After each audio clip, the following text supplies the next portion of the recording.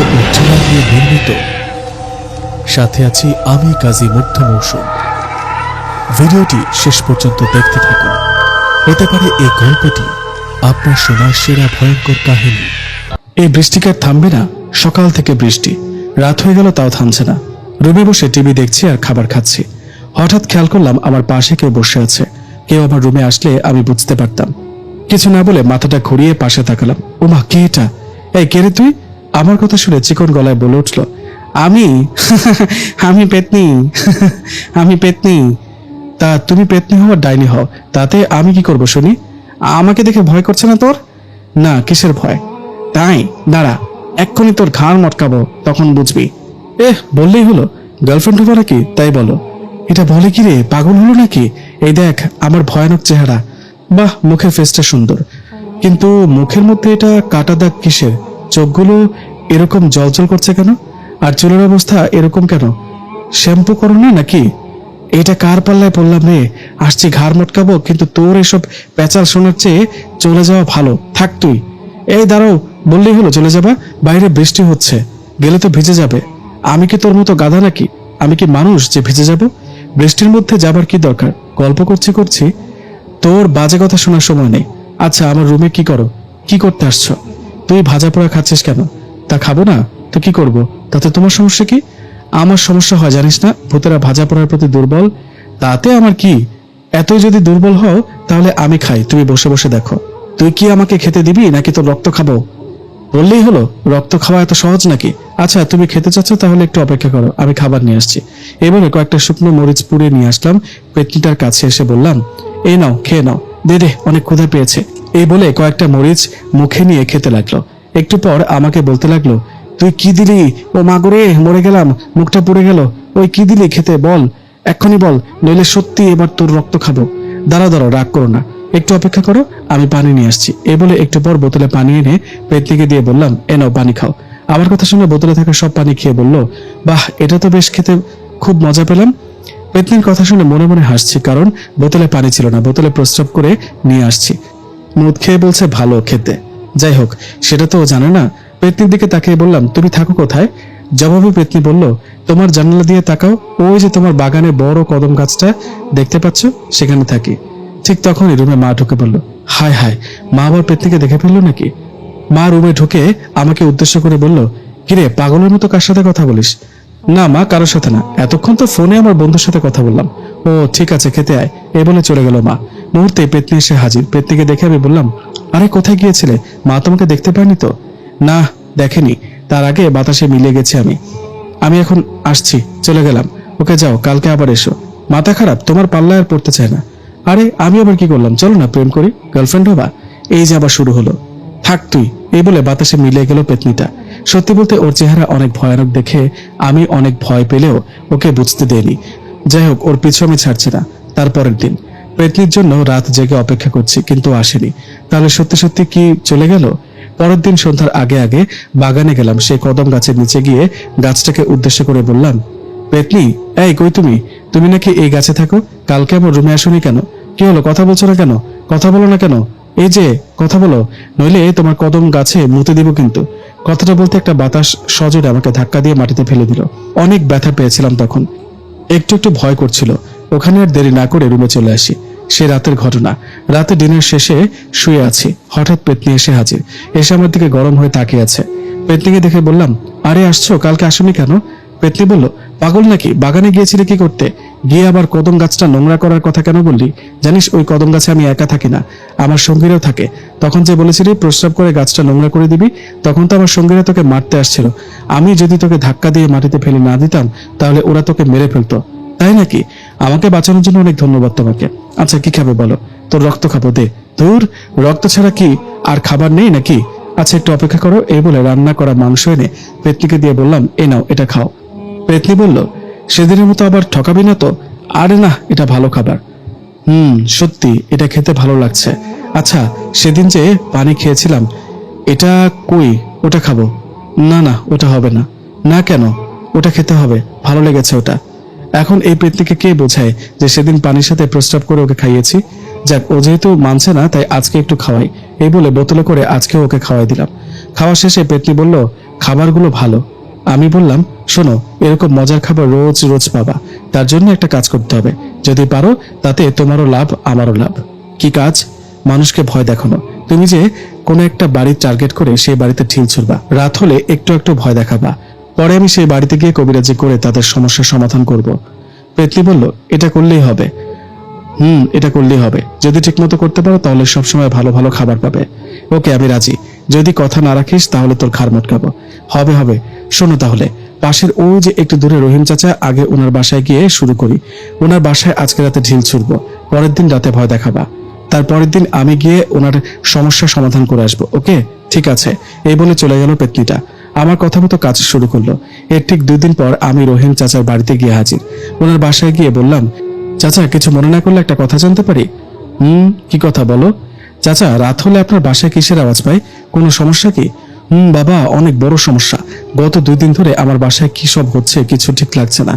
রাত হলে টিনের চালে কেউ ঢিল ছুড়ে। যখন লাইট নিয়ে খুঁজতে যাই, গিয়ে দেখি আশেপাশে কেউ নেই। কাল রাতে তোমার চাচি একটা কালো ছায়া দেখে ভয়ে জ্ঞান হারিয়েছিল। হঠাৎ বাসায় কি যে হলো, আমি তো কবিরাজের বাড়ি যাব ভাবছি। চাচা, তার আর প্রয়োজন হবে না, কবিরাজ এসে গেছে, হাজির। রহিম চাচা বলল, তাই? কই উনি? আমার অনেক বড় উপকার করলে বাবা। কোথায় কবিরাজ? আপনার চোখের সামনে আমিই কবিরাজ। কথাটা শুনে চাচা আমার দিকে তাকিয়ে বলল, মজা করছো তাই না? তুমি আবার কবে কবিরাজ হলে? সত্যি বলছি, সেটা অনেক বড় ইতিহাস। বিশ্বাস করেন, আমি এই সমস্যার সমাধান করতে পারবো। তাই? ঠিক আছে, তোমাকে একটা সুযোগ দিলাম, দেখি কেমন ভালো করতে পারো। কথা মতো চাচার বাড়িতে ঢুকলাম। ঢুকে রুমগুলো ঘুরে ঘুরে দেখছিলাম।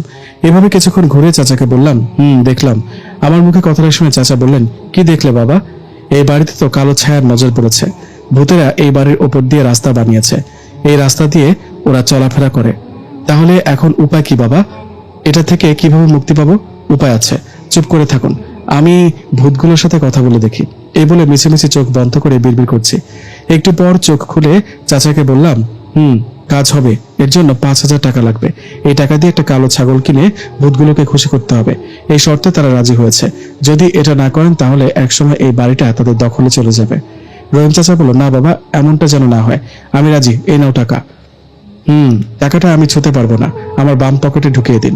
এই বলে পানিতে মিছিমিছি ফু দিয়ে পুরো বাড়িতে ছিটিয়ে দিলাম। দিয়ে চাচাকে বললাম, নেন, আপনার কাজ হয়ে গেছে, আর কোনো সমস্যা হবে না। এই বলে চলে আসলাম ওখান থেকে। 5,000 টাকা তো ইনকাম হলো, শান্তি পেলাম। রহিম চাচা ভালো পদে চাকরি করে ঘুষের টাকায় ফুলে গেছে। ওনার বড় মেয়েটাকে পছন্দ করতাম, বেকার বলে অন্য কোথাও বিয়ে দিয়ে দিয়েছে। 5,000 টাকা না নিয়ে 10,000 নেওয়া উচিত ছিল। যাই হোক, সেদিন বিকেলবেলা মা আমাকে বলেছে, কিরে, তুই নাকি রহিম ভাইয়ের বাসায় গিয়েছিলি, তুই নাকি কবিরাজ। মায়ের মুখে কথাটা শুনে পাশে থাকা ছোট বোন হা হা করে হাসতে হাসতে বলল, ভাইয়া তুই কবিরাজ? তা কবে থেকে কবিরাজ হলি শুনি? কবে হয়েছি সেটা জেনে তুই কি করবি? শুধু এটা জেনে রাখ, আমি সব জানি, সব দেখতে পাই। বললেই হলো? বিশ্বাস করি না তোর ভণ্ডামি। বিশ্বাস হচ্ছে না তাই না? না। ওকে, সামনে আয়। কেন? আয় বলছি, আমার সামনে এসে দেখ। তোর হাত দুটো পেছনে করে আঙুল দাঁড় করাবি, আমি বলে দিব কয়টা আঙুল দাঁড় করালি। এটা নাকি পারবে, পাগল। ওকে, এই দাঁড়ালাম। আমার কথা মতো ছোট বোন সামনে এসে দাঁড়ালো। পেতনি তখন রুমে ছিল। এসব দেখে মুচকে মুচকে হাসছে। পেতনিকে শুধু আমিই দেখতে পেতাম, মা ও ছোট বোন দেখতে পেত না। যাই হোক, পেতনিকে চোখের ইশারা দিয়ে বললাম আমার ছোট বোনের পেছনে যেতে, যেন ছোট বোন কয়েকটা আঙ্গুল দাঁড় করায়, সেটা দেখে আমাকে বলতে পারে। কথা মতো পেতনি ছোট বোনের পেছনে গিয়ে দাঁড়ালো।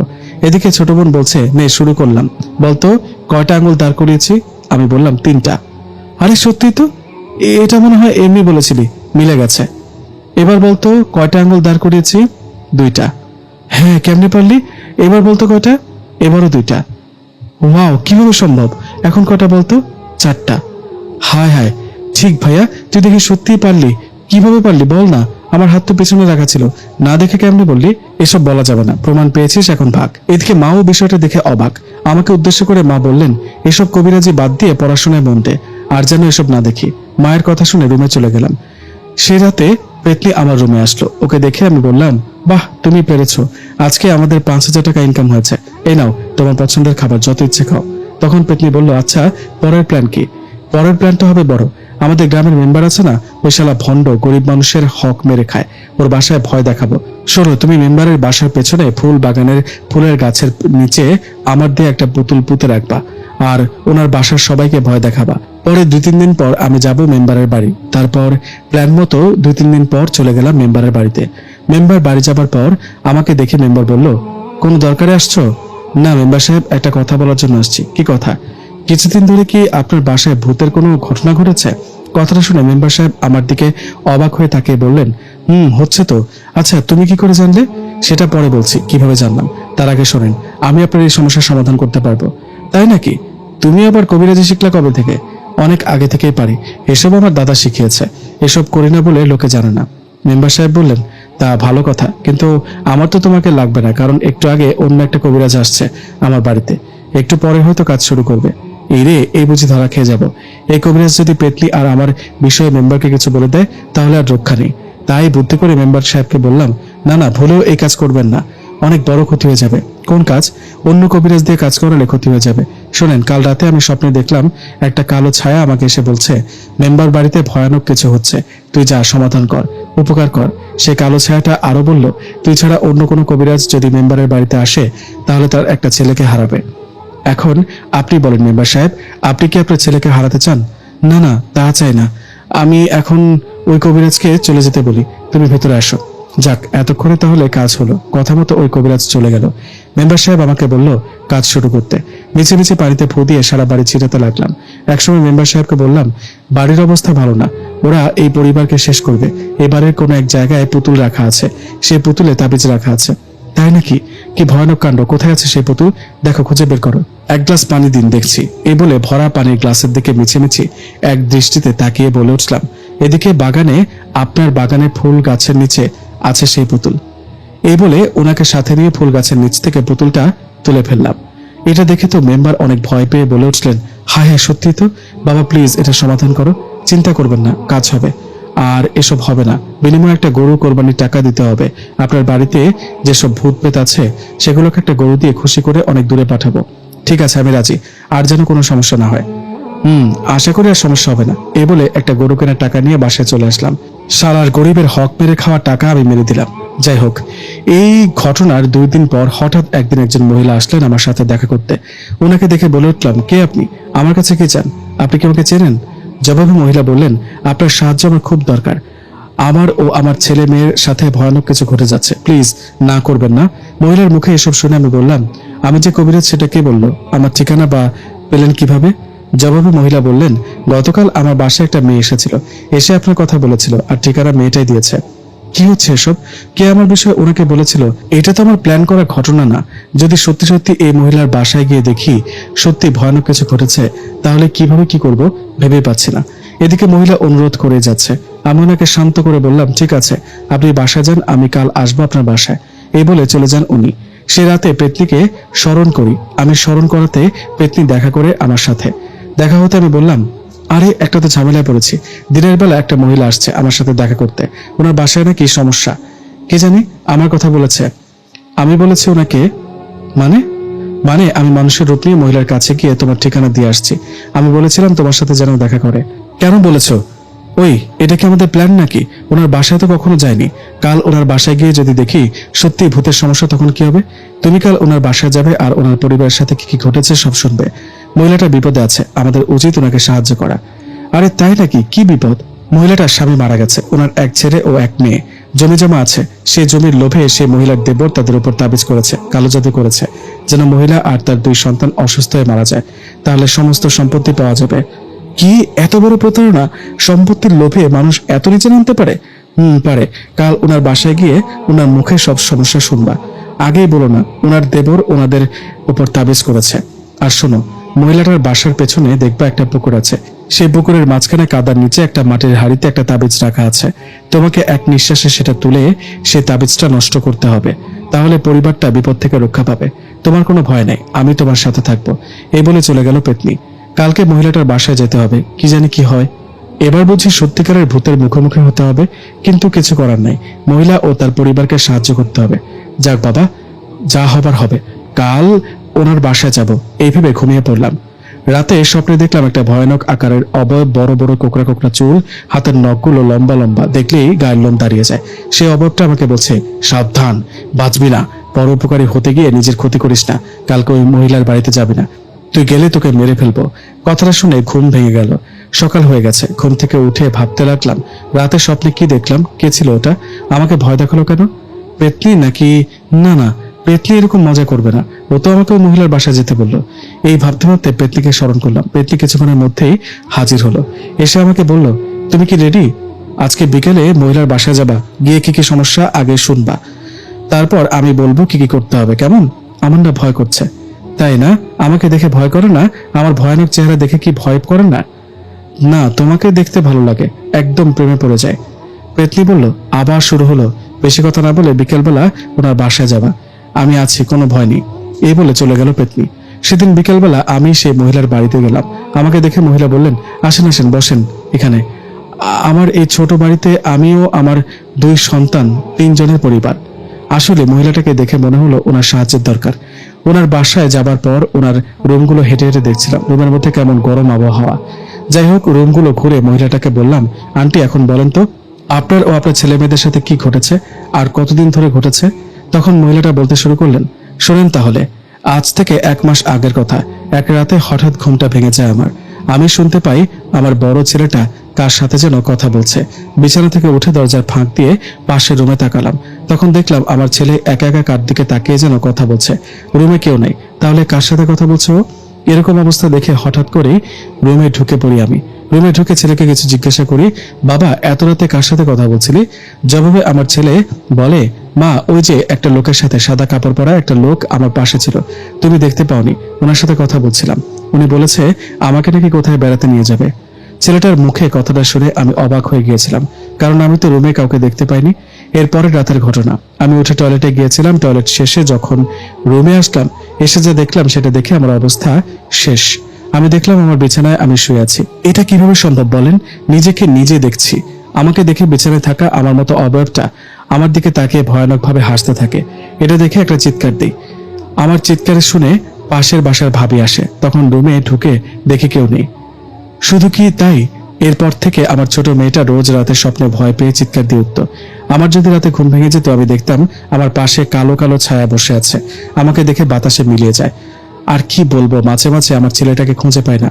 অনেক খোঁজাখুঁজি করে দেখি আমার বাসার পেছনে যে পুকুরটা, সেখানে সাঁতার কাটছে। দিনের বেলায়ও না, রাতের বেলায়ও এরকম হয়। সবচেয়ে অবাক করা বিষয় হলো, ও সাঁতার জানে না, তাহলে মাছ পুকুরে সাঁতার কাটে কিভাবে? আমার ছেলেকে উপরে উঠিয়ে যখন জিজ্ঞেস করি, তুই পুকুরে কেন, তখন ছেলে বলে, মা আমি কিছু জানি না, কিভাবে পুকুরে আসলাম, কেনই বা সাঁতার কাটছি। এরকম আরো অনেক সমস্যা হচ্ছে, আপনি কিছু করেন বাবা, কিছু একটা করেন।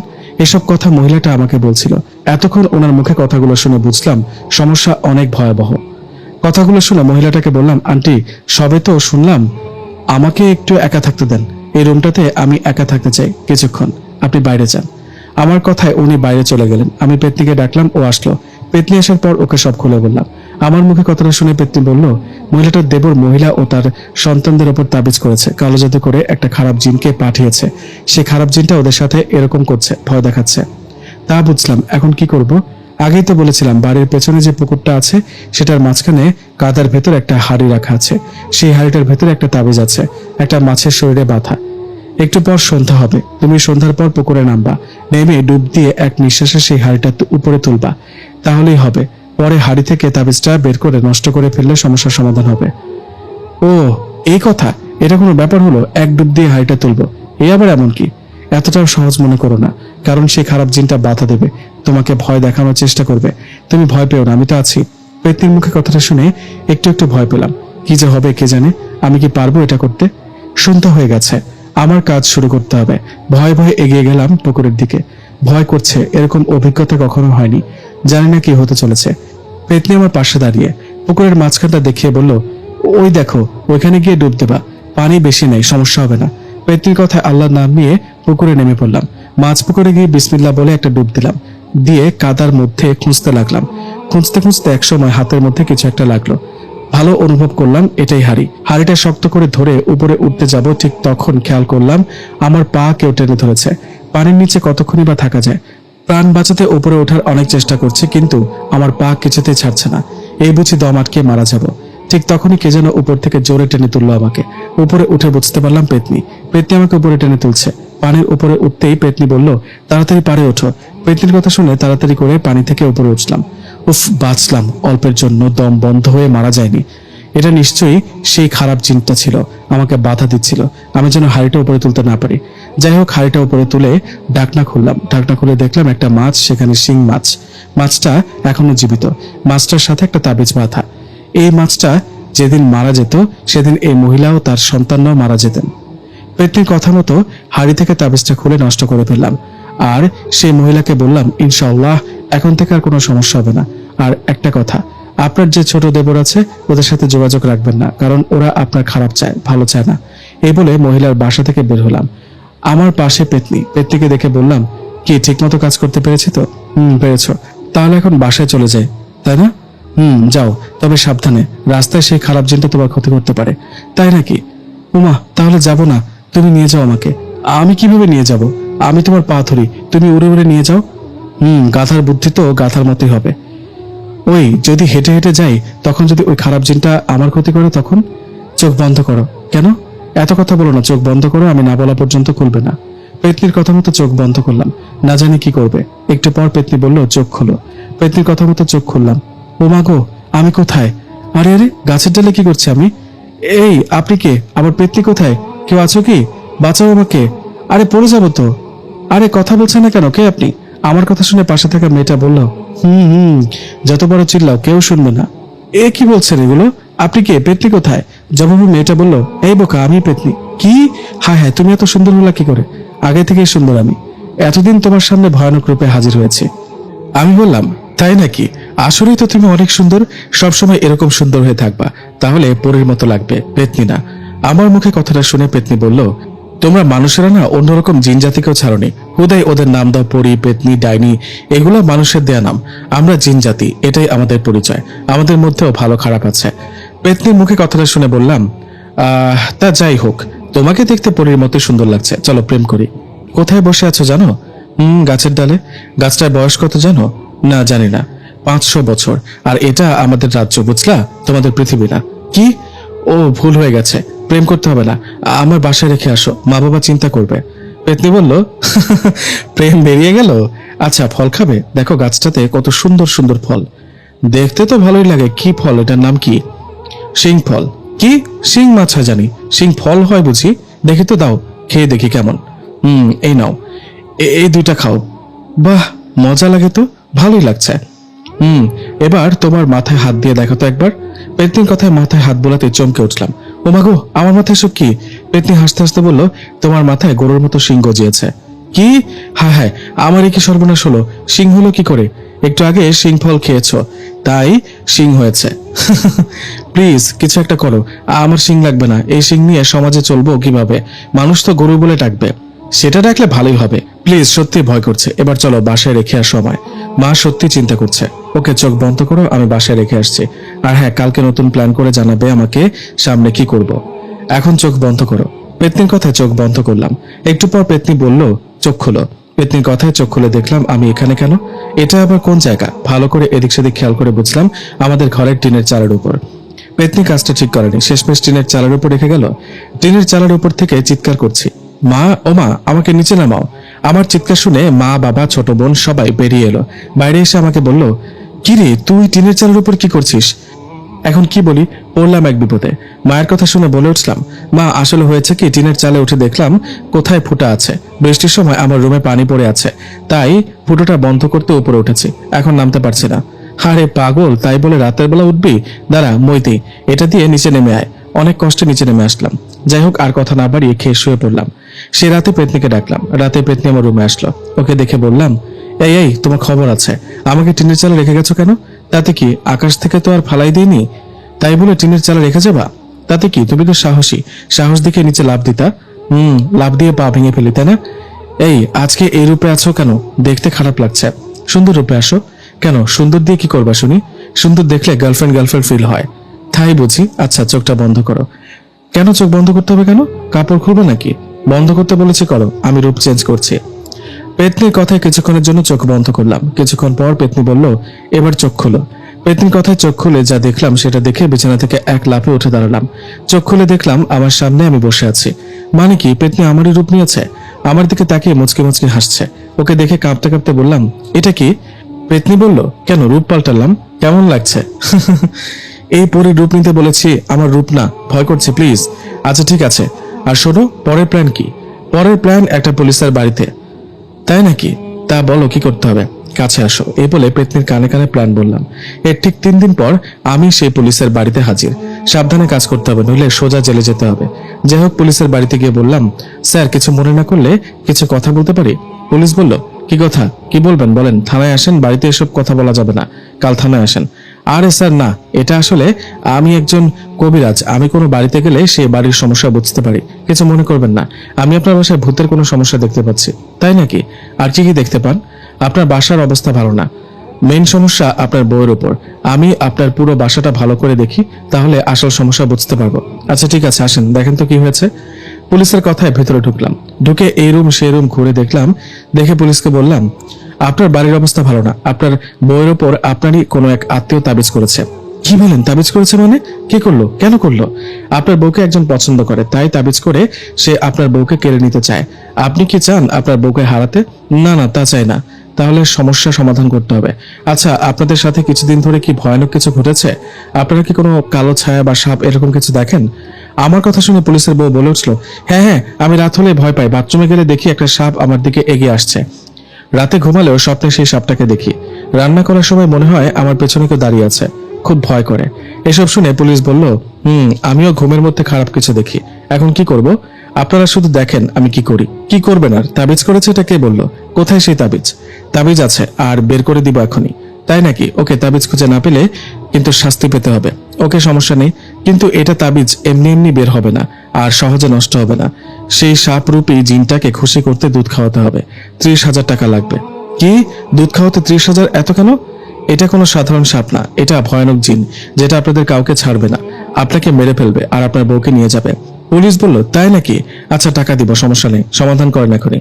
ওকে শুনুন, আপনার বউয়ের বালিশ কোনটা দেখান, ওটার ভেতরে তাবিজ রাখা আছে। আমার কথা মতো পুলিশ ওনার বউয়ের সাথে থাকা বালিশটা এনে দিলেন। আমি বালিশটা কেটে সব তুলো বের করে খুঁজতে লাগলাম, কিন্তু কি, এখানে তো কোনো তাবিজ নেই। এরকম দেখে পুলিশ বলল, নেন ভণ্ড কবিরাজ, সোজা থানায় চলেন। পড়লাম এক বিপদে। এই পেতনিকে বলেছিলাম পুলিশের বউয়ের বালিশে তাবিজ রাখতে, কি করছে কে জানে। এখন বুঝি জেল খাটতে হবে। ভয়ে ভয়ে পুলিশকে বললাম, স্যার আমার মনে হয় কি বালিশ উল্টে গেছে, আপনার বউয়ের বালিশ না, আপনার থাকা বালিশে আছে সে তাবিজ। পুলিশ বলল, যদি এবারেও না পাই? স্যার পাবেন, সত্যি বালিশটা দেন, এই নেন। পুলিশ এবার অন্য বালিশটা এনে দিলেন। ওনার সামনে এই বালিশটাও কেটে ফেললাম, কিন্তু এটাতেও কোনো তাবিজ নাই। এবার আমি শেষ, এবার জেল নিশ্চিত। পুলিশ বলল, অনেক ভণ্ডামি হয়েছে, চলো এবার থানায় চলো। কেন যেসব করতে গেলাম, এত মানুষ থাকতে পুলিশের বাড়িতে আসতে চেয়ে বোকামি হয়েছে। পুলিশের দিকে তাকিয়ে বলে উঠলাম, স্যার শেষবারের মতো আমাকে একটা সুযোগ দিন, আমি যদি এবার তাবিজ বের করতে না পারি তাহলে সত্যি আমাকে থানায় নেবেন। পুলিশ বলল, না না, আর কোনো সুযোগ নাই, চল থানায় চল। এবার স্যার শেষ একটা সুযোগ দিন প্লিজ।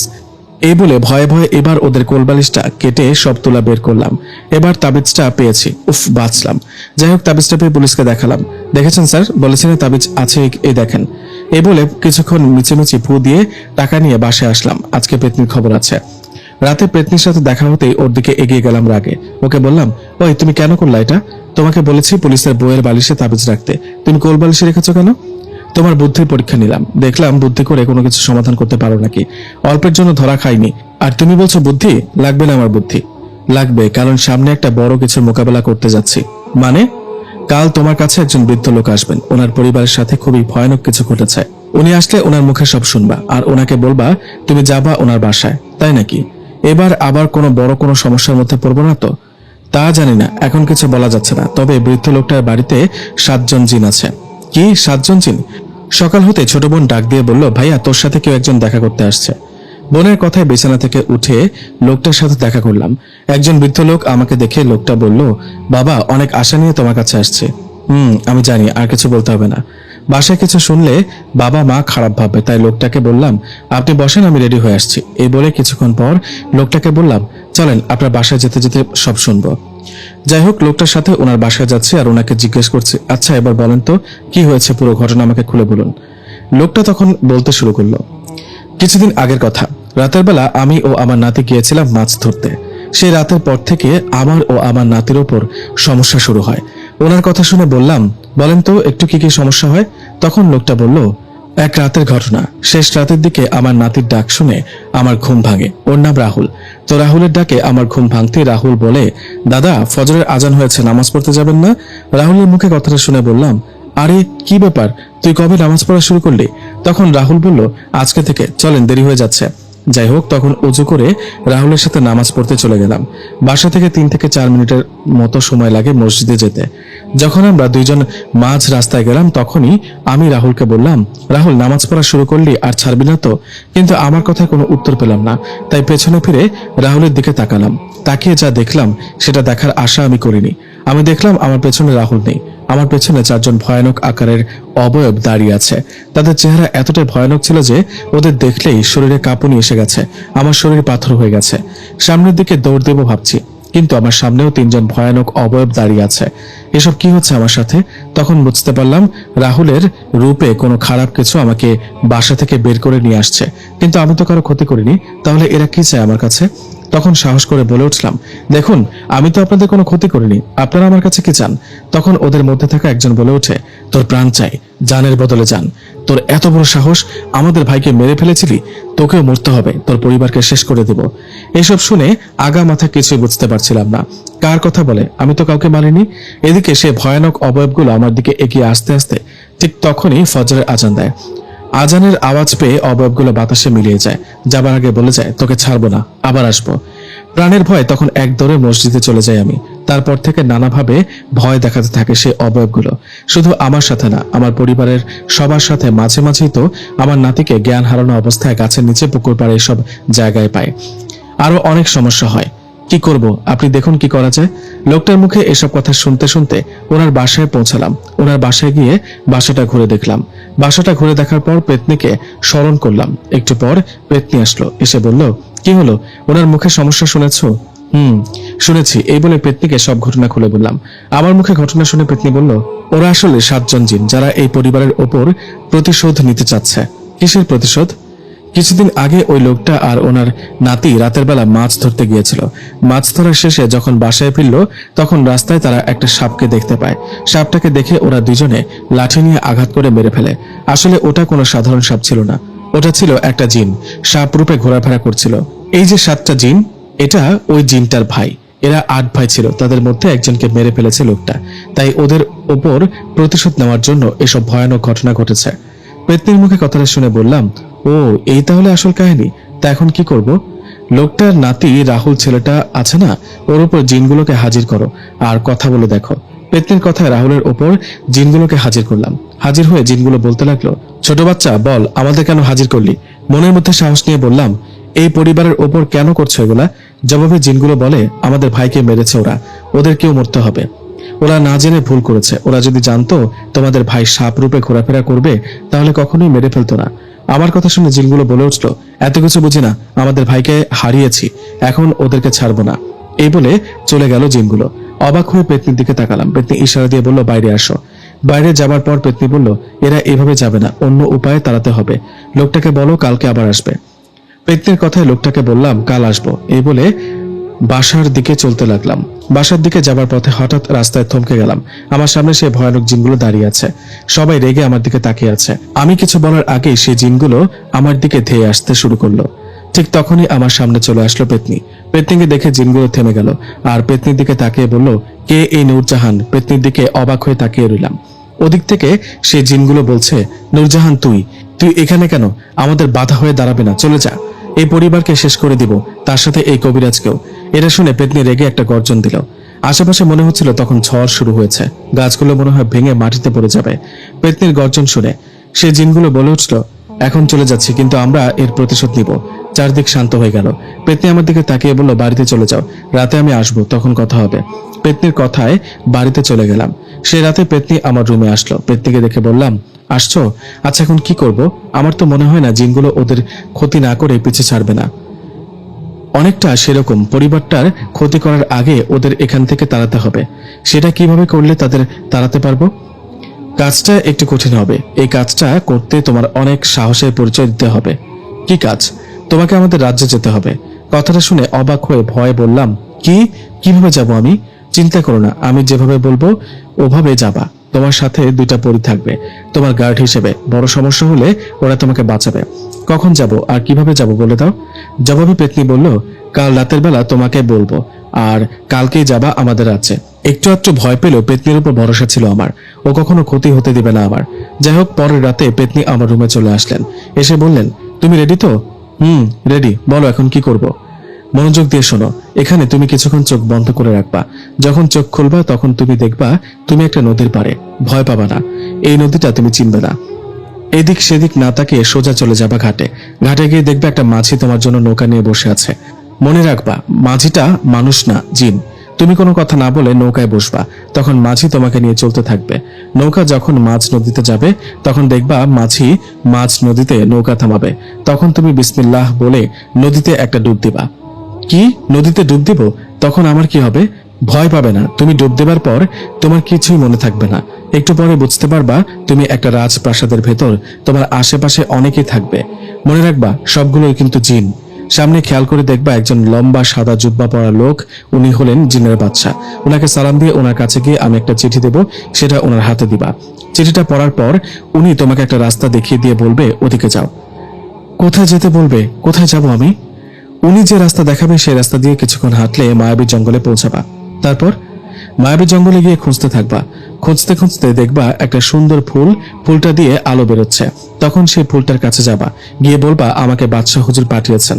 এই বলে ফুলটা ছিঁড়ে নিয়ে আসবা। মনে রাখবা মায়াবী জঙ্গলের সব মায়াবী। মনে রাখবা সেই খারাপ জিনগুলো তোমাকে ভয় দেখাতে পারে। ভুলেও পেছনে ফিরে তাকাবে না। কেউ ডাকলে শুনবা না। ফুলটা নিয়ে সোজা হাঁটতে থাকবা। হাঁটতে হাঁটতে জঙ্গল থেকে বের হয়ে কিছুক্ষণের জন্য আবারও চোখ বন্ধ করবা। কিছুক্ষণ পর যখন চোখ খুলবে দেখবা তুমি নৌকার উপর বসে আছো। নৌকায় বসে থাকবা। মাঝি তোমাকে পাড়ে পৌঁছে দেবে। আমি পাড়ে তোমার জন্য অপেক্ষা করব। এত কঠিন কাজ আমি কি পারবো এসব? পারবা, সাহস রাখো। আচ্ছা, সেই ফুলটা দিয়ে কি এই জিনগুলোকে তাড়ানো যাবে? ফুলটা আর জমজমের পানি লাগবে। জমজমের পানি কোথায় পাবো? সেটা আমি এনে দেব। আচ্ছা, তুমি কি সেই জিনগুলোকে চেনো? চিনি। ওরা কাফের জিন। যুগের পর যুগ ওরা মানুষের ক্ষতি করে আসছে। ওরা ভয়ানক আর খারাপ। কারো পিছু লাগলে সহজে ছাড়ে না। ও আচ্ছা, একটা কথা জানতে ইচ্ছে করছে। কি কথা? আমি নূরজাহানকে? আমি নূরজাহান। আর আমি কোনো পেতনি না, আমি পড়ি। আরে তাই নাকি? সত্যি? আমার বিষয়ে পরে জানলে চলবে। এখন রেডি হও। বেশি দেরি হলে ওই পরিবারটাকে আর বাঁচাতে পারবে না। মনের মধ্যে সাহস রেখে আল্লাহর নাম নিয়ে চোখ বন্ধ করলাম। কিছুক্ষণ পর চোখ খুললাম। চোখ খুলতেই সামনে দেখতে পেলাম বিশাল একটা নদী। জায়গাটা চিনতে পারছি না। পেতনির কথা মতো সামনে দেখলাম ঘাটের মধ্যে একটা নৌকা। নৌকাটা দেখে এগিয়ে গেলাম। নৌকাতে কেউ নেই। মাঝি একা নৌকা নিয়ে হয়তো আমার জন্য অপেক্ষা করছে। আর দেরি না করে নৌকায় উঠে বসলাম। সাথে সাথে নৌকাটা চলতে শুরু করলো। চলতে চলতে একসময় মাঝ নদীতে চলে আসলো। এখানে হয়তো আমাকে ডুব দিতে হবে। মনের মধ্যে সাহস নিয়ে বিসমিল্লাহ বলে মাঝ নদীতে নেমে একটা ডুব দিলাম।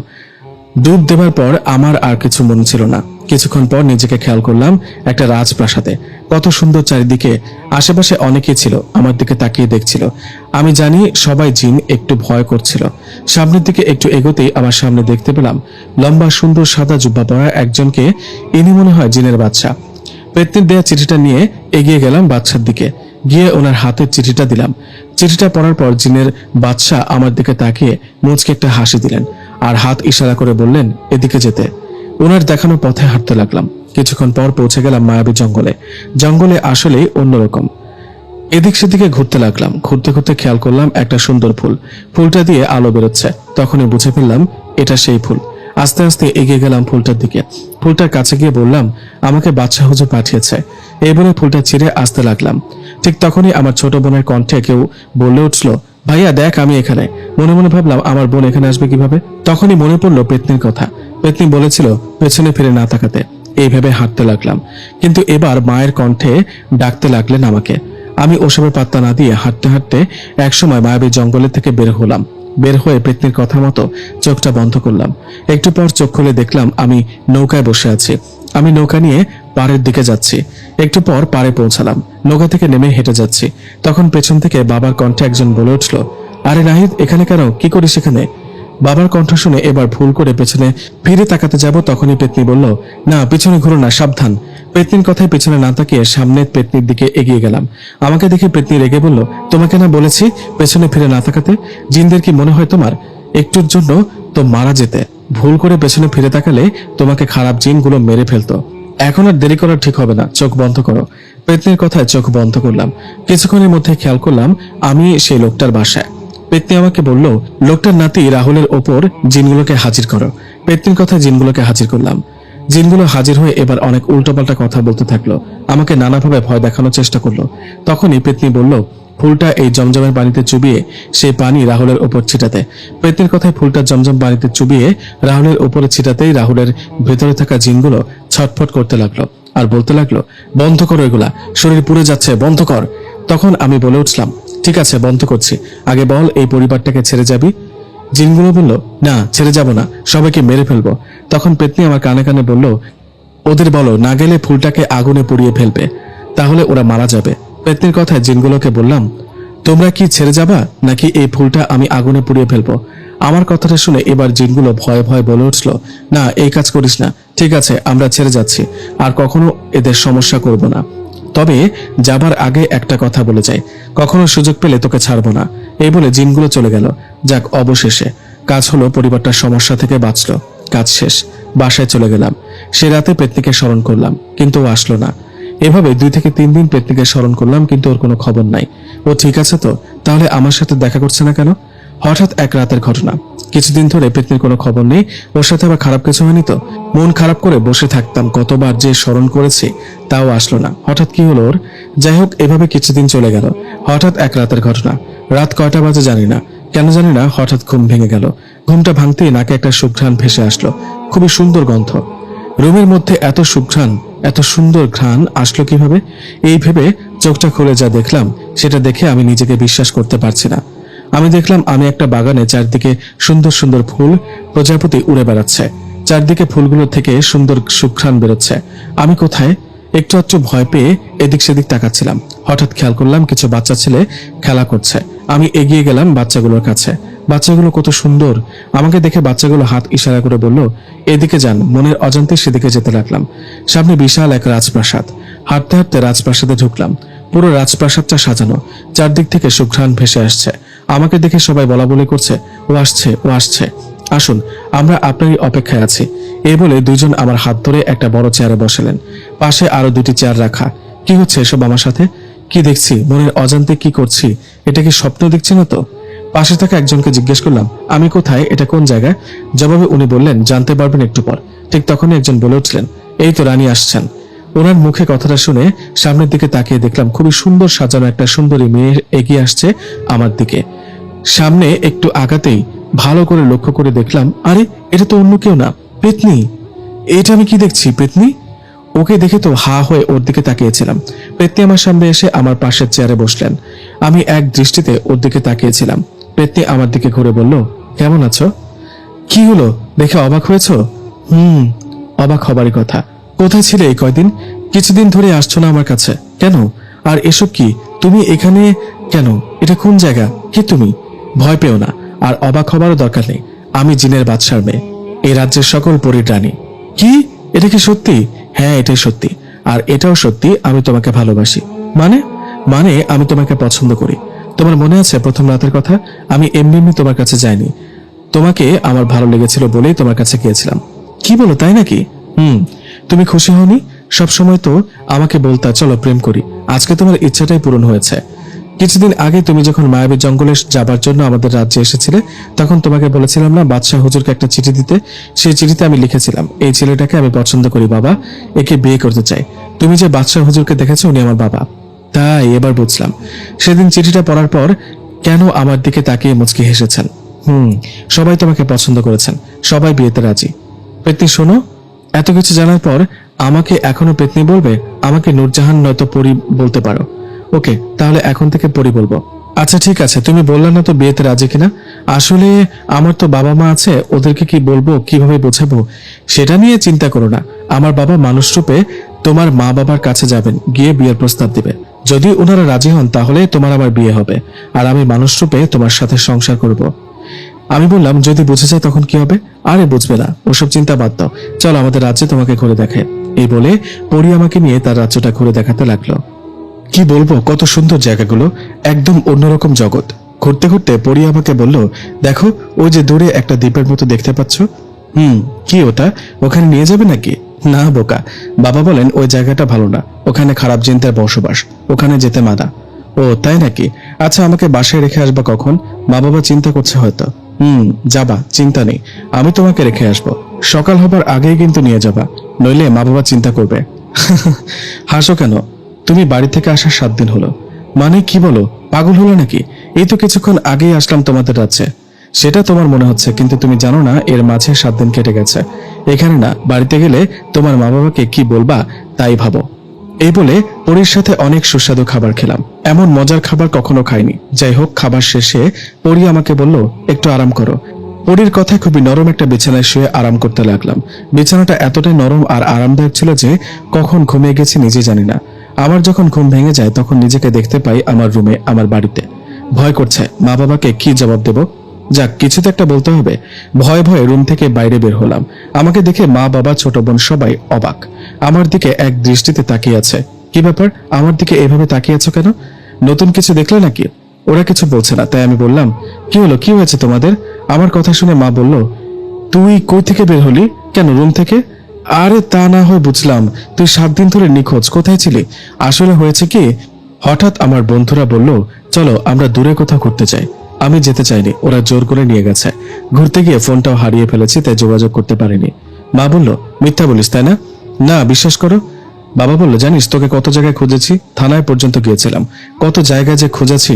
একসময় এক কবিরাজের কাছেও গিয়েছিলাম। কবিরাজ বলল, কি বলেছিল কবিরাজ বাবা বলো?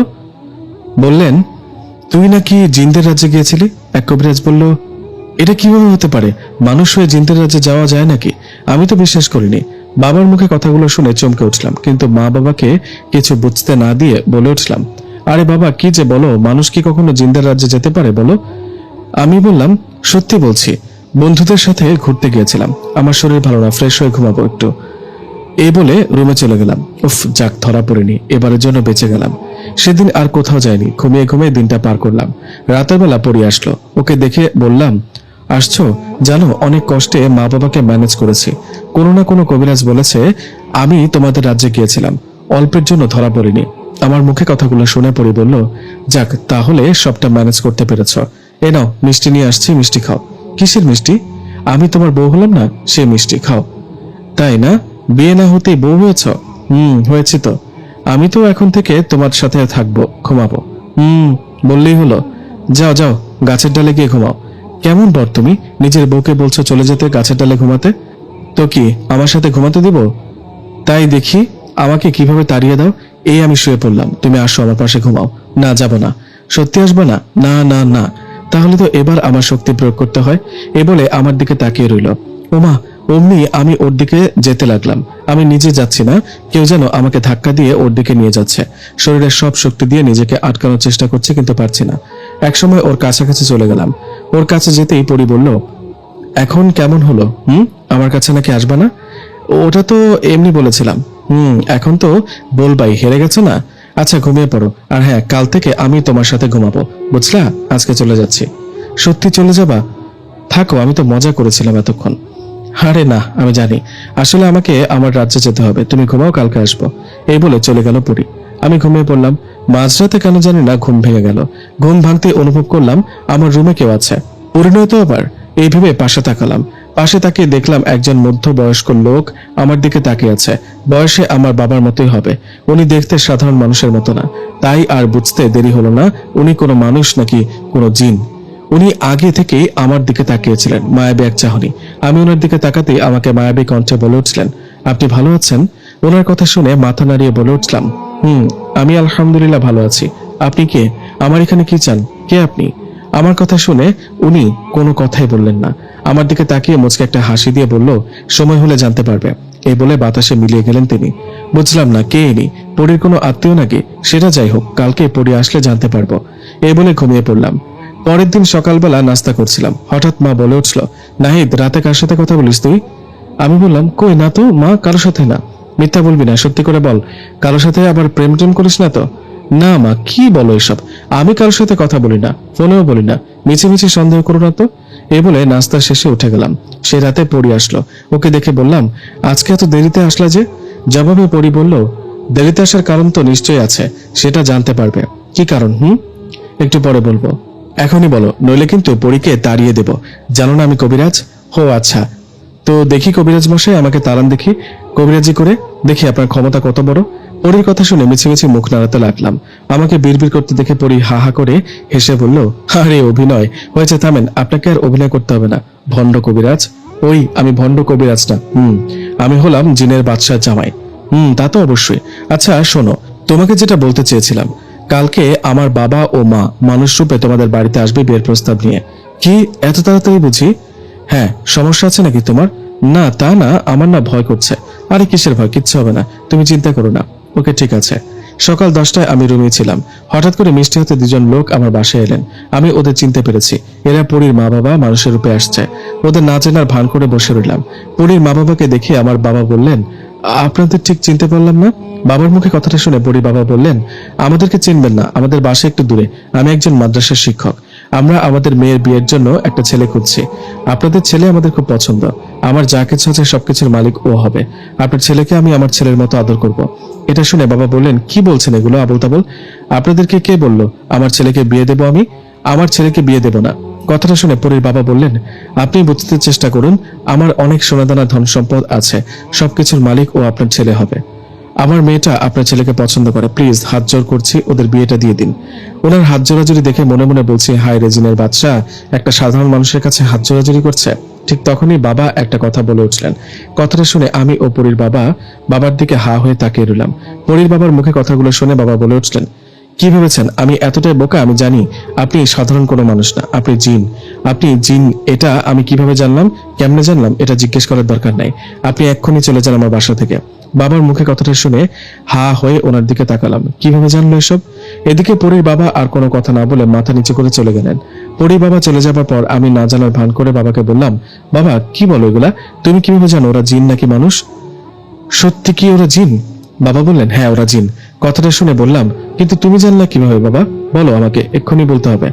আমার জোরাজুরিতে বাবা বললেন, যুবক বয়সে আমি একজন কবিরাজ ছিলাম। কি তাই নাকি? সত্যি?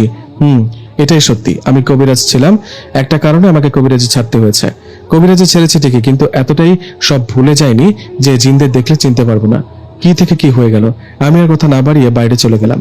বাইরে একটু ঘোরাফেরা করে বাসায় আসলাম, মনটা ভীষণ খারাপ। তাহলে কি পরীর সাথে আমার বিয়ে হবে না? সে রাতে ঘুম আসছিল না, মন খারাপ করে বসেছিলাম। হঠাৎ খেয়াল করলাম পাশে কেউ বসে আছে। মাথাটা ঘুরিয়ে সেদিকে তাকালাম। সেই লোকটা, গতকাল রাতে যে লোকটা এসেছিল। লোকটাকে দেখে বলে উঠলাম, আপনি আবার কেন আসছেন? কি চান আপনি? আমার কথার কোনো উত্তর না দিয়ে লোকটা বলে উঠলেন, মন খারাপ করে থেকো না, মন থেকে আল্লাহর কাছে চাও, আল্লাহ চাইলে সব পাবে। কথাটা বলে চলে গেলেন। বড় অদ্ভুত লোকটা, কিরকম রহস্যজনক কথা বলেন। লোকটা চলে যাবার কিছুক্ষণ পর পরী আমার রুমে আসে। আমার মন খারাপ। পরী আমার দিকে তাকিয়ে বলে উঠল, মন খারাপ করো না, তোমার বিয়ে আমার সাথে হবে, আমি অন্য কারোর সাথে হতে দিব না। আমি বললাম, সেটা কিভাবে? ক্ষমতা দেখিয়ে বিয়ে করবে আমাকে? বলো, তাতে কি সবার মন পাবে? তা জানি না, কিন্তু তোমাকে হারাতে পারবো না। আচ্ছা বাদ দাও এসব, সময় হলে দেখা যাবে।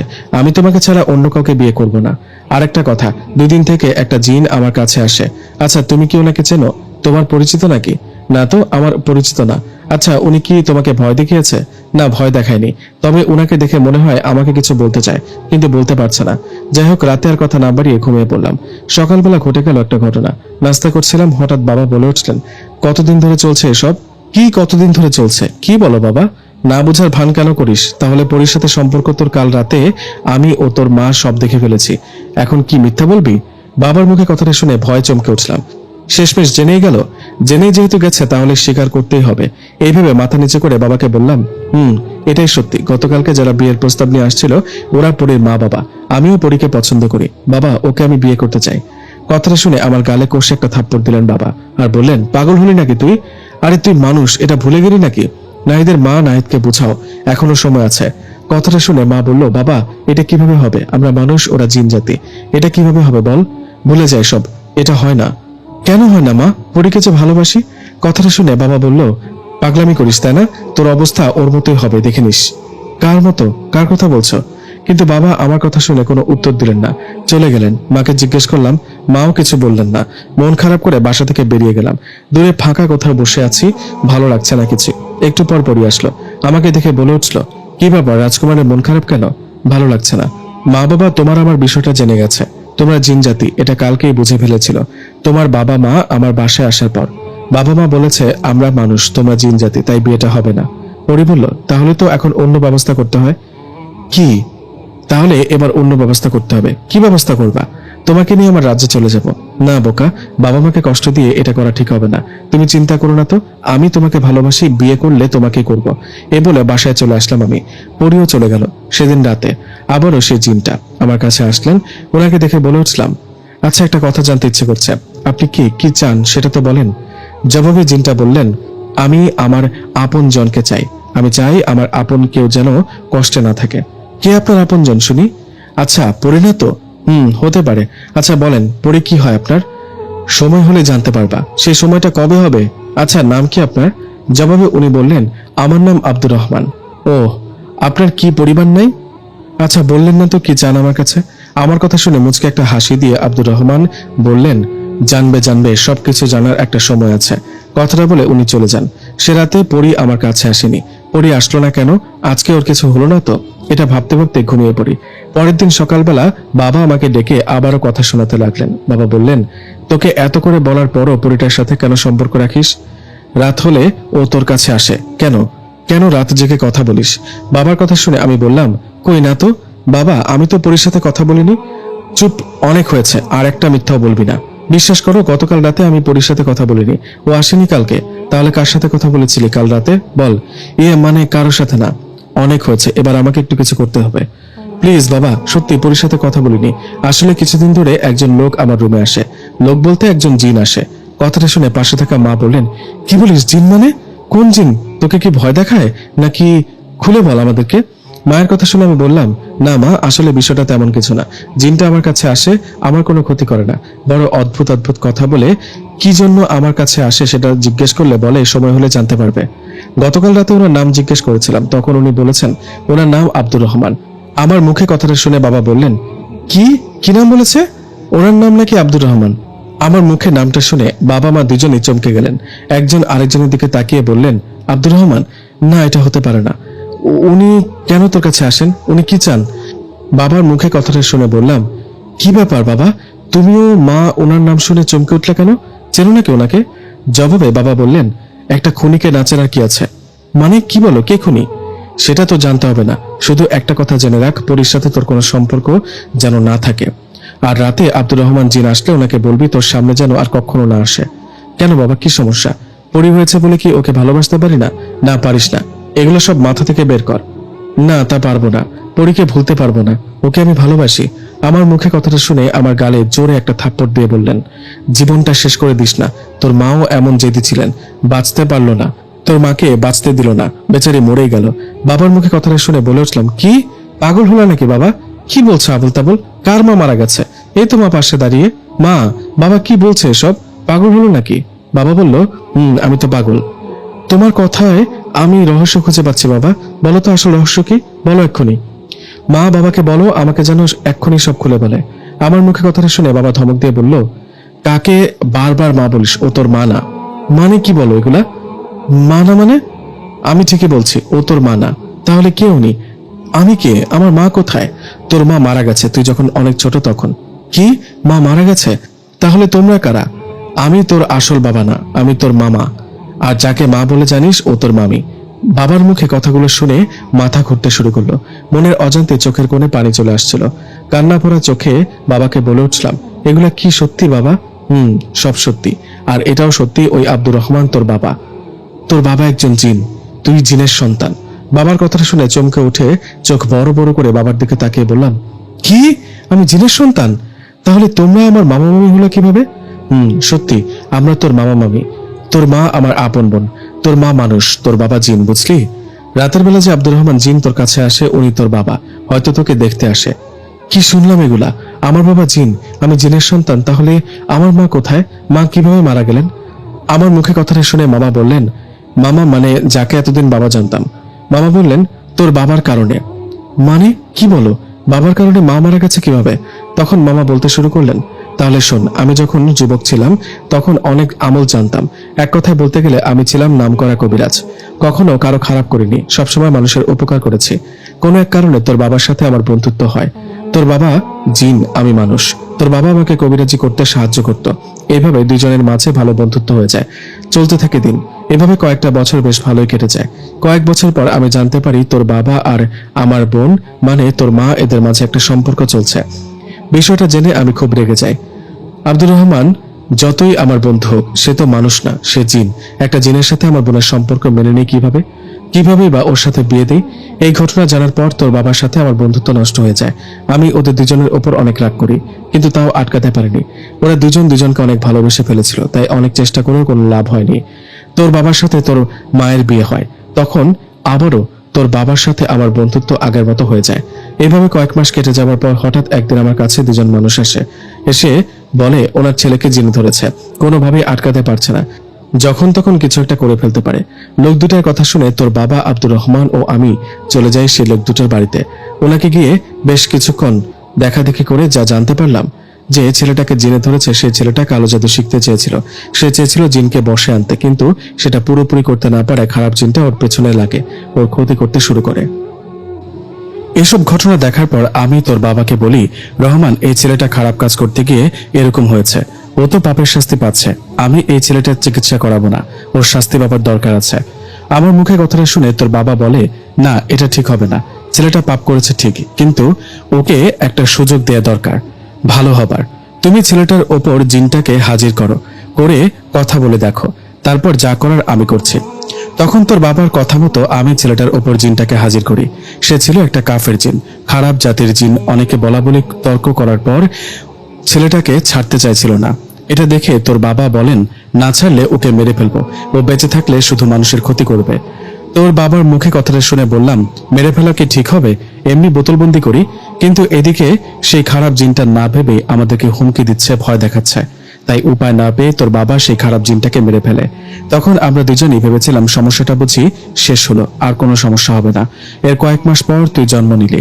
তোর জন্মের কয়েক মাস পর সেই যে খারাপ জিনটা ছিল, যাকে তোর বাবা মেরে ফেলেছিল, সে জিনের পরিবার প্রতিশোধ নিতে আমার আর তোমার বাবার কোনো ক্ষতি করতে না পেরে তোর মাকে মেরে ফেলে। এখন বল, তোর মায়ের মৃত্যুর জন্য কে দায়ী? তোর মা মারা যাওয়ায় আমি কবিরাজি ছেড়ে দেই আর তোকে নিজের ছেলের মতো মানুষ করি। তোর বাবার সাথে তখন থেকে আর কোনো কথা বলি না। তখন থেকে বন্ধুত্বটা শেষ হয়ে যায়। মামার মুখে কথাগুলো শুনে চোখ বেয়ে পানি পড়তে লাগলো। কিছু না বলে মামার দিকে তাকিয়ে রইলাম। ঠিক তখনই মামা বললেন, এবার বুঝলি তো জিন জাতিকে কেন দেখতে পারি না? মানুষের সাথে জিনের ভালোবাসা, বিয়ে এসব মানায় না। আর শোন, একটা কথা তোকে বলে রাখি, তোর বিয়ে কোনো পরীর সাথে হবে না। তোর বিয়ে হবে সুমির সাথে, যাকে তুই আপন বোন ভেবেছিলি এতদিন। আমার মেয়ে তোর মামাতো বোন, বুঝলি? তুই আর সুমি যখন ছোট তখন থেকে তোর মামি আর আমার ইচ্ছে, বড় হলে তোদের বিয়ে দেব। মামার মুখে কথাটা শুনে চমকে উঠলাম। কি বলে এসব? যাকে এতদিন আপন বোন ভাবতাম, তাকে কিভাবে বিয়ে করব? হোক সে এখন আমার মামাতো বোন। মামার কথা শুনে আমি ও সুমি একে অপরের দিকে তাকিয়ে রইলাম। দুজনেই বেশ অবাক। এটা কিভাবে হতে পারে? পরি ছাড়া আমি কাউকে বিয়ে করতে পারবো না, বুঝলাম মামা? আমার মুখে কথাটা শুনে মামা বললেন, চুপ, বেশি বার বেড়েছিস তাই না? আমি কোনো কথা শুনবো না। সামনের শুক্রবার তোদের বিয়ে দেব, দেখি কে আটকায় আমাকে। শেষমেশ কিনা মামাতো বোনকে বিয়ে করতে হবে, যাকে এতদিন নিজের বোন ভাবতাম। দাঁড়িয়ে দাঁড়িয়ে মামার কথা শুনছি। মামা বলছে, তোর মা মারা যাবার পর থেকে তোকে আমি আর তোর মামি কোলে পিঠে করে মানুষ করেছি, তাই তোর উপর বাবার মতো অধিকার রাখতে পারি। ঠিক তখনই চারিদিকে প্রচন্ড বাতাস শুরু হলো। হঠাৎ কি হলো মনে হচ্ছে গাছপালার সব ভেঙে পড়বে। ঝড়ের বেগে বাবা চলে আসলেন। সেখানে বাবাকে দেখে মায়াবী দৃষ্টিতে তার দিকে তাকিয়ে রইলাম। বাবারা বুঝি এমনই হয়, কান্না ভরা চোখে বাবার দিকে তাকিয়ে আছি। বাবা এসে মামাকে বললেন, ছোট থেকে কোলে পিঠে মানুষ করলে কি সব অধিকার দেখানো যায়? নাহিদকে যদি ভালোবাসতে, যদি ওকে ছেলে ভাবতে, তাহলে কেন ওর ইচ্ছার বিরুদ্ধে গিয়ে তোমার মেয়ের সাথে বিয়ে দিতে চাচ্ছ? বাবার মুখে কথাগুলো শুনে মামা বলে উঠল, তুমি তুমি কি করতে আসছো? খুনি, তোর ভুলের জন্য আমার বোনটা মরে গেছে। তোর মুখ দেখতে চাই না, চলে যা এখান থেকে। জবাবে বাবা বললেন, আমার ছেলে কষ্টে থাকবে সেটা দেখে চুপ থাকতে পারবো না। ও যাকে পছন্দ করে ওর সাথে বিয়ে দাও। তখন মামা বললেন, আমার বোনকে তোমার সাথে বিয়ে দিয়ে যে ভুলটা করেছি, সেই ভুলটা আমি দ্বিতীয়বার করতে চাই না। কোনো পরীর সাথে নাইদের বিয়ে দেব না। ওর বিয়ে হবে আমার মেয়ে সুমির সাথে। তখন বাবা বললেন, জোর করে বিয়ে দেবে তাই না? তোমার মেয়েও আমার ছেলে কেউ রাজি না এই বিয়েতে। ওরা একে অপরকে নিজের ভাই বোন ভাবে, তাই বলি পরীর সাথে নাহিদের বিয়ে দাও। পাগল হই নেই যে ভুলটা একবার করেছি সেটা বারবার করব। তুমি চলে যাও রহমান, নইলে আমি আবারও ফিরে যাব আমার পুরনো কবিরাজি পেশায়। মামার মুখে কথাটা শুনে বাবা বললেন, আমাকে হুমকি দিতে এসো না, আমি বেঁচে থাকতে আমার ছেলেকে কষ্ট পেতে দিব না। এই বলে আমার দিকে তাকিয়ে বাবা বললেন, চিন্তা করো না, তোমার বাবা তোমার পক্ষে আছে। এই বলে চলে গেলেন বাবা। আমি আর কিছু না বলে চলে গেলাম রুমে। এসব কি হচ্ছে? আমার কারণে আমার দুই আপনজনের মাঝে ঝগড়া সৃষ্টি হচ্ছে। মনটা খারাপ, কি হতে চলেছে সামনে বলা যাচ্ছে না। সে রাতে পরি আমার রুমে আসলেন। ওকে দেখে বললাম, পরি তুমি আসছো? একটা কথা কি জানো, যাকে আমার বাবা মনে করেছে এতদিন, উনি আমার মামা। এখন ওনার মেয়ের সাথে আমার বিয়ে দিতে চাচ্ছে। আমার খুব ভয় হচ্ছে, তোমাকে যদি না পাই তখন কি হবে? মামা তো সুমির সাথে আমার বিয়ে দিবে বলেছে। আমার কথা শুনে পরি বলল, চিন্তা করো না, আমি এটা কখনোই হতে দিব না। তখন আমি বললাম, জানো, আমি যে লোকটার কথা বলেছি তোমাকে এতদিন, উনি আর অন্য কেউ না, আমার বাবা। আমার বাবা তোমাদের মতো জিন জাতি। আমার মুখে কথাটা শুনে পরি বলল, আমি জানি, আগে থেকে জানি। সত্যি বলতে তোমার বাবা আর আমার বাবা বন্ধু, বুঝলা? ওরাই ঠিক করেছে তোমার আমার বিয়ে দেবে। তাই তো আমি তোমার কাছে আসছি, তোমার সাথে ওভাবে মিশেছি। কি সত্যি? সত্যি। নইলে তোমার মতো হাদারামের কাছে আসতাম নাকি পরীর রানী হয়ে? আমি হাদারাম না। আচ্ছা, কি করবো এখন? শুক্রবার তো বিয়ে দিতে চাচ্ছে মামা আমাকে ওনার মেয়ের সাথে। পরি বলল, চিন্তা করো না, আমি কালকে বাবাকে নিয়ে আবার আসবো। আমার বাবা তোমার মামার সাথে কথা বলবে শেষবারের মতো। এই বলে চলে গেল পরি। শুয়ে শুয়ে ভাবতে লাগলাম, কি করব, আমার কি করা উচিত। যা বলার কালকে বলবো, এই বলে ঘুমিয়ে পড়লাম। কথা মতো পরের দিন পরি ও ওর বাবা মামার সাথে কথা বলতে আসলেন। পরির বাবা মামাকে বললেন, দেখুন, জোর করে নাহিদের বিয়ে কেন আপনার মেয়ের সাথে দিচ্ছেন? এটা ঠিক না। আমার মেয়ে ও নাহিদ দুজন দুজনকে ভালোবাসে, তাই দয়া করে এদের বিয়েটা দিন, এটাই ভালো হবে। কথাটা শুনে মামা বললেন, যেটা না বলেছি সেটা নাই হবে। কোনো জিন জাতির সাথে আমার ভাগ্নের বিয়ে দেব না। আপনি আর কখনো আসবেন না, চলে যান এখান থেকে। হতে পারেন আপনি জিনের বাচ্চা, কিন্তু আমি তাতে ভয় পাই না। আর আমি নাহিদ আর আমার মেয়ের বিয়ে জোর করে দিচ্ছি না, নাহিদ ইচ্ছে করে বিয়ে করছে। মামার মুখে কথাটা শুনে পরি ও পরির বাবা আমার দিকে তাকিয়ে বললেন, না, মিথ্যা, এটা সত্যি না, নাহিদ এই বিয়েতে রাজি না। তখন মামা বললেন, ঠিক আছে, নাহিদকে জিজ্ঞেস করুন, তাহলে বুঝবেন। আর হ্যাঁ, নাহিদ এতদিন পর ওর ভুল বুঝতে পেরেছে, তাই আমার মেয়েকে বিয়ে করার সিদ্ধান্ত নিয়েছে। ও বুঝে গেছে জিন জাতি ভালো না। এটা শুনে পরি আমার দিকে তাকিয়ে বলল, নাহিদ কি বলছে এসব? তুমি বলো কিছু। তুমি কি চাও আমাকে বিয়ে করবা, নাকি তোমার মামাতো বোন সুমিকে? পরির কথা শুনে মাথা নিচু করে বললাম, মানে আমি বলো, আমি কি? আমি তখন বলে উঠলাম, মামা ঠিকই বলেছে, আমি তোমাকে বিয়ে করতে পারবো না। পরি, মাফ করো আমাকে, আমি সুমিকে বিয়ে করব। আমার মুখে কথাটা শুনে পরি ও পরির বাবা হা হয়ে আমার দিকে তাকালেন। কান্না ভরা চোখে পরি আমার দিকে তাকিয়ে বললেন, নাহিদ কি বলছো? কি হয়েছে তোমার? পাগল হলে নাকি? না, আমি ঠিক আছি, যা শুনেছি তাই। আমি আমার মামাতো বোনকে বিয়ে করব। তাহলে আমার সাথে এসব কেন করলে? কেমন ভালোবাসা তোমার? কেনই বা বাবাকে নিয়ে আসতে বললে? আমি এত কিছু জানি না, তোমরা চলে যাও। আমার মুখে কথাটা শুনে পরি কিছু বলতে যাবে, ঠিক তখনই পরির বাবা পরিকে বলল, মা চলো চলো, এক্ষুনি চলো, কিছু একটা গোলমাল আছে এখানে, চলো। এই বলে পরি ও পরির বাবা চলে গেলেন। ওদের চলে যাওয়াতে আমি কান্না করতে শুরু করলাম। এটা দেখে মামা বললেন, কান্না কেন করছে? ওরা চলে গেছে, ভালো হয়েছে। মামার কথা শুনে রেগে গিয়ে মামাকে বললাম, আপনি চুপ করেন মামা, অনেক হয়েছে, আপনার কথার মতো তো থাক, আর বললাম না। কিভাবে পারলেন এটা? কথাটা বলে রুমে চলে গেলাম। মনটা ভীষণ খারাপ। পরির ও পরির বাবা আমাকে ভুল বুঝেছে, হয়তো আমাকে কখনো ক্ষমা করবেন না। আমি বুঝি আর পরির দেখা পাবো না, ওকে আমার কাছে আসবে না, এটা ভাবতে হতে পরি চলে আসলেন। ওকে দেখে অবাক হয়ে ওর দিকে তাকিয়ে আছে। আমার মন খারাপ দেখে পরি বলল, কি মন খারাপ? মন খারাপ। আমাকে দেখে অবাক হয়েছে তাই না, যে এত কিছু হবার পরও কেন তোমার কাছে আসলাম? অনেক অবাক হয়েছে। আমি তো ভাবছি কখনো মনে হয় তোমার সাথে দেখা হবে না। আসলে তুমি আসছো, তোমাকে একটা সত্যি কথা বলি, শোনো। বলতে হবে না নাহিদ, আমরা জিন জাতি, আমরা সহজেই বের করতে পারি আসল রহস্য। একটু খোঁজ নিলে বুঝতে পারি কি সমস্যা, কোথায় সমস্যা। তোমার বাবাকে বোতলবন্দি করেছিল তাই না? আমার মামা আমার বাবাকে বোতলবন্দি করেছে, আর আমাকে বলেছে তোমাদের যদি এসব কথা না বলি, যদি ওনার মেয়েকে বিয়ের কথা না বলি, তাহলে বাবাকে মুক্ত করে দিবে না। তাই তখন তোমাকে আর তোমার বাবাকেও সব বলেছি, এটা ছাড়া কোনো উপায় ছিল না। বুঝতে পেরেছি, তোমার বাবা এখন মুক্ত, এখন এই বিয়ে কখনোই হতে দিব না। তুমি চিন্তা করো না। চিন্তা করবো না কেন? তুমি আমার মামাকে চিনো না, বুঝলা? উনি আগে অনেক বড় কবিরাজ ছিলেন। তোমরা জিন জাতি, তবুও মামা ভয় পায় না। আর মাত্র 2 দিন তারপর সুমির সাথে আমার বিয়ে দেবে। না, তা হতে দিব না, তুমি চিন্তা করো না। এই বলে চলে গেল পরি। আর মাত্র 2 দিন, কি যে হবে। পরি তো বলেছে বিয়েটা হতে দিবে না, কিন্তু মামাও তো অনেক কঠিন মনের মানুষ। যাই হোক, এগুলা ভাবছিলাম, তখনই আমার রুমে বাবা আসলেন। বাবাকে দেখে বললাম, বাবা আসছো? আমার খুব ভয় হচ্ছে বাবা। মামা কেন করছে এমনটা? বাবা বলল, তোমাকে ছোট থেকে কোলে পিঠে মানুষ করে তোমার প্রতি অনেক মায়া ও ভালোবাসা জমে আছে। তোমার মামা চায় তোমাকে ওনার মেয়ের জামাই করে কাছে রাখতে, কিন্তু আমি তো পরীকে ভালোবাসি বাবা, আমি কিভাবে সুমিকে বিয়ে করব? তুমি কিছু একটা করো। বাবা বলল, তুমি তো জানো তোমার মামা আমার বন্ধু, তোমার মায়ের বড় ভাই, নইলে এতদিনে শেষ করে দিতাম। কিন্তু আমি আমার ক্ষমতা দেখাতে পারছি না বলেই ও এসব করছে। তাহলে কি করব? 2 দিন পর তো বিয়ে, চুপ করে বিয়ে করব? না, তা হতে দিব না, তুমি চিন্তা করো না, ঘুমিয়ে পড়ো। এই বলে বাবাও চলে গেলেন। কিছুক্ষণের মধ্যে আমি ঘুমিয়ে গেলাম। পরের দিন সকালে আমার সাথে ঘটে গেল অবাক করা একটা ঘটনা। সকালে ঘুম থেকে উঠে নাস্তা করার পর মামা আমাকে ডাকলেন। মামার ডাকে মামার কাছে গিয়ে জিজ্ঞেস করলাম, মামা ডাকলে যে? আমার কথা শুনে মামা আমার দিকে তাকিয়ে বললেন, কাছে আসো। মামার কথায় ওনার কাছে গেলাম। কাছে যাওয়াতেই উনি আমার ডান হাতে একটা তাবিজ বেঁধে দিলেন, দিয়ে বললেন, কি ভেবেছ আমি বোকা? আমি জিনদের চিনি। আমি সুমির সাথে তোমার বিয়ে দেবার আগে ওরা তোমাকে নিয়ে যাবে। এতটা বোকা আমি নই। এই যে তোমার হাতে তাবিজ বেঁধে দিলাম, এখন কোনো জিন বা পরী তোমার কাছে আসতে পারবে না। খবরদার এই তাবিজটা খোলার চেষ্টা করবে না। কালকে সুমির সাথে তোমার বিয়েটা হয়ে গেলে সব ঠিক হয়ে যাবে, তখন তাবিজটা খুলে ফেলবে। তার আগে খুললে আমি বুঝে ফেলবো, বুঝলে? আর বিয়েটা হলে তোমাকে একটা সারপ্রাইজ দিব। রাখো তোমার সারপ্রাইজ। জীবনে কি করেছো আমার জন্য? আমাকে ছেলের মতো মানুষ করেছো, কিন্তু ছেলের মনের কথাটা বুঝলে না। জোর করে তোমার মেয়ের সাথে বিয়ে দিচ্ছ, যেটাতে আমরা কেউ রাজি না। ভালোবাসাটা মনের ব্যাপার, সেটা জোর করে কাউকে দেওয়া যায় না বা নেওয়া যায় না। তুমি এতটা কঠিন মনের মানুষ তা এতদিন বুঝিনি মামা, ছি। এই বলে কান্না করতে করতে রুমে চলে গেলাম। মনটা খুবই খারাপ। সারাদিন কিছুই খাইনি। মামি অনেক জোরাজোরি করেছিল, তবুও খাইনি। রাতটা পার হলেই তো বিয়ে। চোখে ঘুম নেই, টেনশনে মাথা কাজ করছে না। অপেক্ষা করছিলাম কেউ আসে কিনা দেখা করতে, কিন্তু আমার হাতে তো তাবিজ বাঁধা, তাই পরি আমার কাছে আসতে পারছে না। তাই তাবিজের কারণে হয়তো আমার বাবাও আমার কাছে আসতে পারছে না। সারা রাত না ঘুমিয়ে কাটিয়েছি। সকাল হলো, আজ শুক্রবার। আর কয়েক ঘন্টা পর হয়তো সুমি ও আমার বিয়ে হবে। কি করব আমি?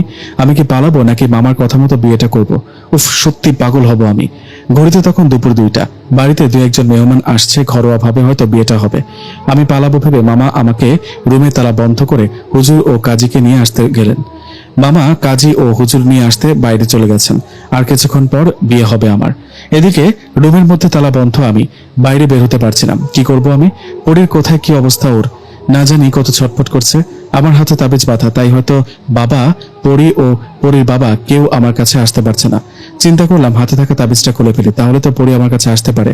কিন্তু রাগের মাথায় যদি ওর বাবা কিছু একটা করে বসে মামার উপর, না না, আমার জন্য মামা মামির কোনো ক্ষতি হোক সেটা আমি চাই না। তাবিজটা খুলবো না। রুমের মধ্যে কান্না করছি। বেশ কিছুক্ষণ পর মামা কাজী ও একজন হুজুর নিয়ে আসলেন। এখনই হয়তো আমাদের বিয়ে হবে। সবাই রেডি হলেন, বিয়ের কাজ শুরু হবে।